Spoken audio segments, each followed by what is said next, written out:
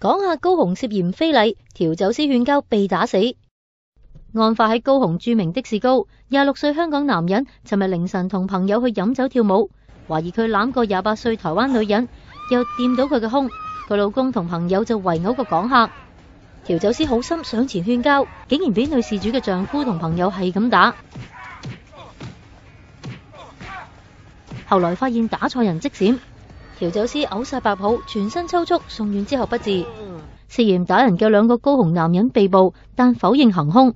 至於個香港男人就因為涉嫌性騷擾被捕，佢同家人住喺長洲，做夜間保安。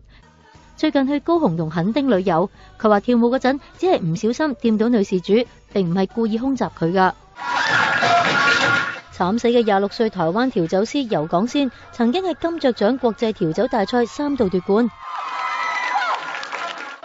佢仲攞過06年亞洲杯花式調酒冠軍，堪稱係調酒界嘅台灣之光。屋企人話佢心臟可能有事，唔排除佢心臟病發猝死。